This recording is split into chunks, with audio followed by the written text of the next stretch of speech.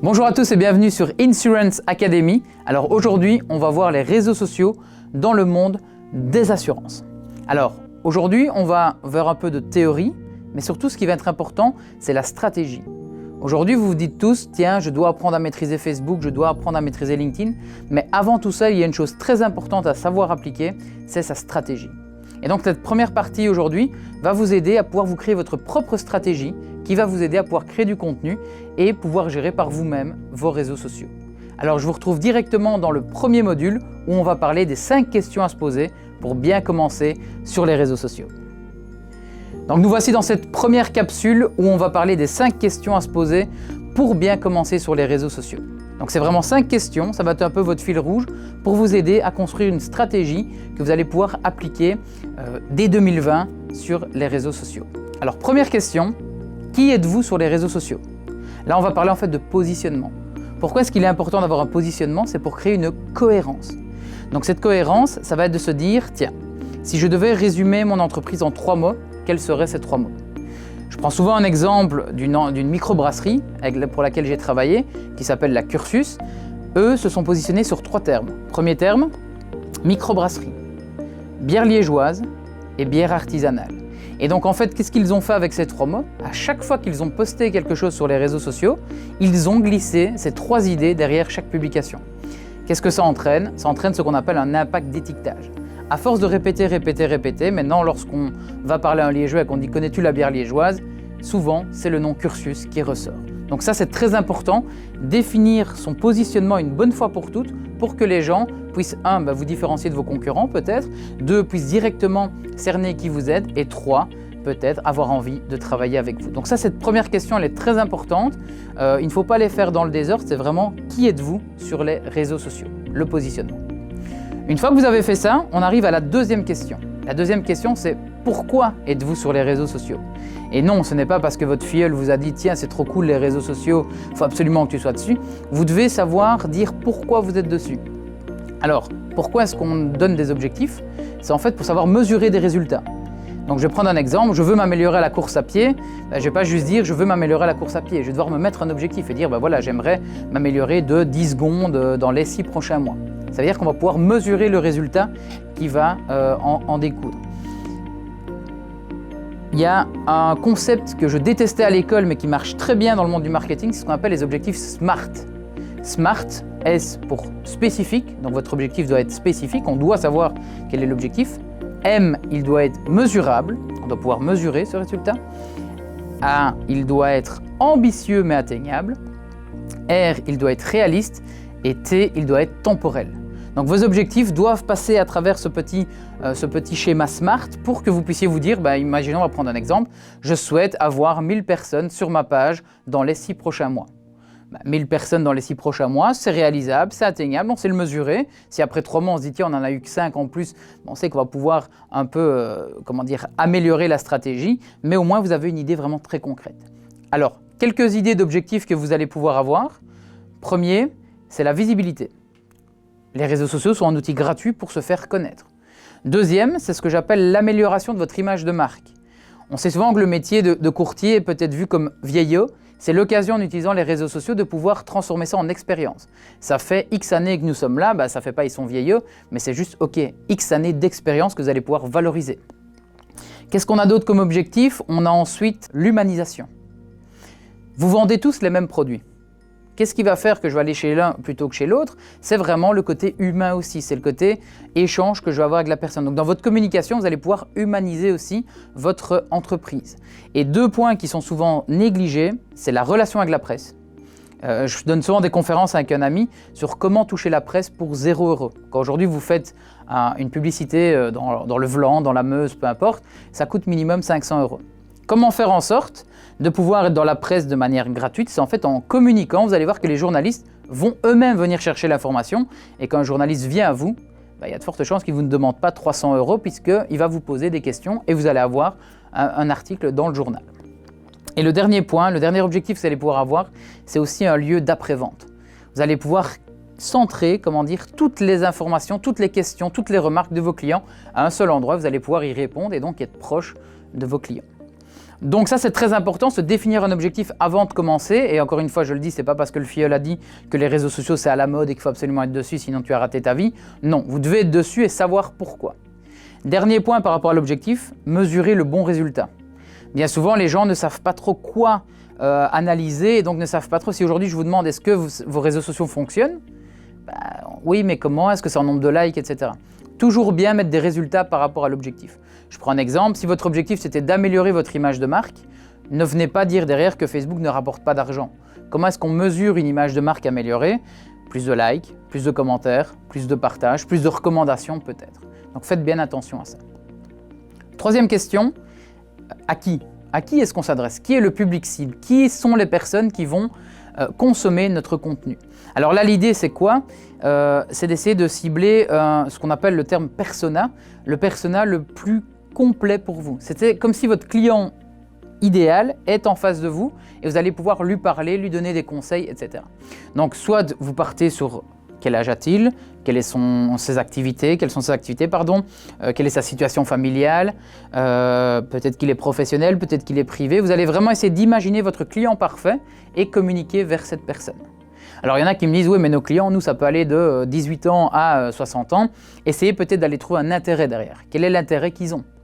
Je prends l'exemple des jeunes de 28 ans, peut-être l'intérêt qu'ils ont, c'est peut-être pour une assurance incendie parce qu'ils viennent d'acheter un appartement ou une maison, tandis qu'une personne de 55 ans n'aura pas peut-être les mêmes envies, n'aura peut-être pas les mêmes besoins en termes de produits d'assurance. Donc faites bien attention à savoir qui est en face de vous parce que parler à tout le monde, c'est parler à personne.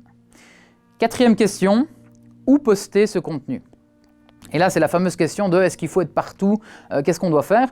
Où poster votre contenu, vous devez poster en fait en fonction de votre cible. Si aujourd'hui vous ciblez les moins de 20 ans, il est clair que Facebook n'est pas le bon outil. Alors, petite anecdote par rapport à ça, on me dit souvent mais les jeunes ne sont plus sur Facebook, etc. C'est juste à cause de vous, chers parents, parce que vous êtes créé des comptes sur les réseaux sociaux pour aller espionner vos enfants. Et donc, qu'est-ce qu'ils ont fait ? Ils ont été faire leurs petites bêtises ailleurs. On remarque qu'à partir de 25 ans, les jeunes reviennent sur Facebook. Pourquoi ? Parce que ça reste un outil social. Et donc, ne pas être sur Facebook et aussi se déconnecter du reste des personnes. Donc, si vous ciblez des gens à partir de 25 ans jusque 60, 70, 80, Facebook est l'outil parfait. À côté de ça, vous allez aussi cibler des entreprises. Et donc là, c'est LinkedIn qui va vraiment être l'outil parfait pour aller partager du contenu pour des professionnels. Alors, si vous êtes à l'aise avec de la vidéo, il y a YouTube. Si vous êtes à l'aise avec de la vidéo et que vous arrivez à de la photo, et rendre ça très beau, il y a Instagram. Je ne vous dirai jamais d'être présent partout, mais essayez de trouver celui où vous êtes le plus à l'aise pour communiquer et qui correspond à votre cible. Et j'arrive à ma dernière question. Que poster ? Ça, c'est la plus grosse des questions et ça, c'est pour ça que les prochaines capsules vont être vraiment axées sur le contenu. Que poster ? Alors, je vais vous donner déjà ici quelques idées, mais on verra plus loin comment aller plus loin dans la création de contenu. Première chose que vous allez pouvoir poster sont des astuces. Vous allez montrer votre expertise, je ne sais pas, comment bien choisir son assurance incendie ou comment bien faire attention lorsqu'on vient d'acheter une voiture ou qu'on vient d'acheter une maison. Vous allez partager votre savoir. Vous êtes des experts, vous allez donc pouvoir montrer aux gens votre expertise. On remarque aussi souvent, c'est que plus vous donnez du contenu gratuitement, plus les gens sont prêts à payer chez vous pour ce contenu. Deuxième possibilité de contenu, ce sont les news. Toutes les petites news de l'entreprise, nouvel employé, nouveau gros client, déménagement, nouvelles personnes dans l'équipe, etc., etc. Vous allez vraiment pouvoir mettre ça en avant. Ce sont les petites news au jour le jour. On arrive ensuite à ce que j'appelle les concours, et ça je vais les garder en parenthèse. Les concours, c'est une bonne chose et aussi pas vraiment. Donc d'abord, je vais prendre une casquette de personne légale. Donc je vais être un peu le côté un peu chiant là ici. Mais d'un point de vue légal, un concours, c'est normalement un huissier de justice qui doit venir mesurer le résultat. Donc si je vous dis d'estimer le poids de mon smartphone, celui qui est le plus proche gagne, normalement il y a un huissier de justice qui doit venir, le peser, le mettre sous scellé et annoncer les résultats. Alors je vous rassure, aujourd'hui, il n'y a personne qui a été pris en faute pour ça, mais on ne sait jamais. Après, d'un point de vue moins légal, faites un concours qui va vous servir. Combien de fois j'ai vu des courtiers qui ne faisaient pas gagner un iPhone ? Quel est l'intérêt de faire gagner un iPhone ? Aucun. Vous allez attirer certes du monde, mais ce ne sera pas des gens qualifiés. Essayez de faire gagner quelque chose qui va vous permettre de vous mettre en avant, de pouvoir peut-être rentrer chez un client que vous n'aurez peut-être pas su avoir, mais au moins ça va vous servir. Je prends un exemple d'un concours que moi j'ai fait personnellement pour ma consultance en digital, chaque personne qui participait pouvait peut-être gagner une demi-journée dans son entreprise. Tous ceux qui ont participé, c'était des gens qui, avaient une entreprise et 2, qui étaient intéressés par ça. Ça veut dire que lorsque j'ai sélectionné un gagnant, j'ai donné 4 heures de mon temps. Voilà, je lui ai donné une demi-journée. Ce que ça a réveillé chez lui, c'est qu'en fait, il a besoin de beaucoup plus d'heures pour pouvoir vraiment maîtriser les réseaux sociaux. Donc là, déjà j'ai pu upseller et gagner un peu plus. À côté de ça, les autres personnes qui n'ont pas gagné, je les ai contactées en disant vous n'avez pas gagné, mais je vous propose un petit pourcentage puisque vous aviez l'air intéressé. Et ce jour-là, j'ai pu signer, je ne sais plus exactement, mais je crois entre 5 et 10 clients d'un coup parce que c'était des gens qualifiés. Donc si vous faites un concours, essayez d'avoir des gens qualifiés. Qu'est-ce qu'on a d'autre comme type de contenu? L'équipe. Mettez en avant votre équipe. Pourquoi? Parce qu'aujourd'hui, on travaille avec des gens et pas avec des noms d'entreprise. On veut le côté humain, on veut l'interaction, donc mettez en avant vos équipes. Pour 2 raisons. La première, le client va se sentir peut-être mieux, plus à l'aise avec vous, mais surtout, le jour où vous allez devoir recruter. On sait que les nouvelles générations, aujourd'hui, elles ne veulent pas travailler n'importe où, elles veulent travailler dans un job qui va leur plaire, avec des valeurs, etc. Montrez que chez vous, c'est peut-être le cas. Pourquoi est-ce que tous les jeunes IT veulent aller travailler chez Google? Parce que Google montre qu'il y a des terrains de tennis, qu'il y a des piscines, qu'il y a le bien-être de l'employé qui est vraiment mis en avant, etc. Alors je ne vous dis pas d'aller vous creuser une piscine en dessous de votre bureau pour attirer les jeunes, mais c'est peut-être de leur montrer qu'en étant chez vous, il y a peut-être moyen d'avoir une évolution de carrière, peut-être moyen de faire du home working, peut-être moyen d'utiliser des outils plus digitaux, etc., etc. Et vous allez pouvoir comme ça attirer les gens. Une idée suivante, c'est le feedback. Le feedback client, c'est très très important. Pourquoi? On vit dans une société qu'on va appeler société TripAdvisor. On préfère croire l'avis de 10 personnes qu'on ne connaît pas plutôt que l'avis du professionnel.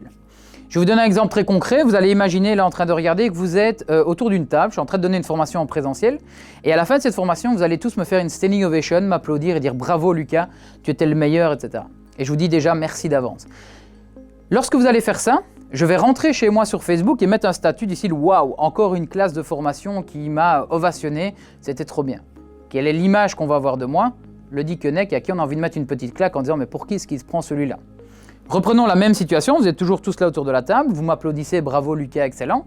Sauf que quand vous rentrez, c'est vous qui allez mettre un statut sur votre profil Facebook ou sur ma page en disant waouh, aujourd'hui quelle claque avec Lucas, c'était génial. Et moi je n'ai plus qu'à aller faire une capture d'écran de ça et aller la poster en disant voilà ce qui me donne envie de me lever le matin.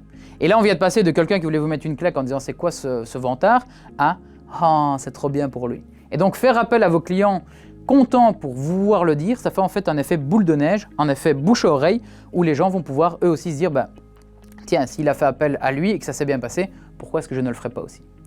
Et on arrive alors au tout dernier contenu qui est le contenu le plus compliqué à expliquer, c'est ce que j'appelle le storytelling. Quand vous communiquez, essayez de raconter une histoire. Le storytelling, pourquoi est-ce que c'est compliqué? Parce qu'en fait, ce n'est pas un contenu. Voyez votre page Facebook comme un grand puzzle et chaque publication est une petite pièce que vous allez faire. Je ne sais pas si vous êtes un peu dans le monde de l'entrepreneuriat, vous voyez qu'on voit souvent les photos de Steve Jobs qui a commencé dans son garage. Apparemment, c'est à la mode de commencer son business dans un garage, mais vous allez voir qu'en fait, ça montre quoi? Ça montre qu'ils ont commencé comme vous et moi. Donc essayez d'aller remontrer des photos qui font quand vous avez ouvert votre bureau peut-être il y a 10 ans, vous n'étiez peut-être que 2, aujourd'hui vous êtes 15. Donc montrez tout ça, c'est vraiment raconter l'histoire de l'entreprise parce que les gens, c'est ça qu'ils veulent. Ils veulent suivre une histoire à raconter. Alors un dernier point par rapport à ces 5 questions, on me demande souvent quand poster le bon contenu. Vous allez voir qu'en fait, il n'y a pas spécialement de bonnes heures, mais l'erreur que beaucoup font, c'est qu'en fait, ils regardent leur agenda en se disant « Tiens, cette semaine, je vais faire 3 contenus » et ils vont créer ces 3 contenus. Aujourd'hui, ce que je vais vous montrer, c'est qu'en fait, le but des réseaux sociaux, c'est de vous créer une bibliothèque de contenus il y a peut-être 100, 200, 300, 400 contenus qui sont déjà prêts, que vous n'avez plus qu'à aller placer. Mais pour ça, je vous donne rendez-vous dans la prochaine capsule où on va vraiment voir étape par étape comment se créer sa propre bibliothèque de contenu et pouvoir communiquer de manière continue, sans pour autant ennuyer les gens, sans que ça vous prenne de temps, tout ce qu'en fait vous n'aimez pas avec les réseaux sociaux. À tout de suite!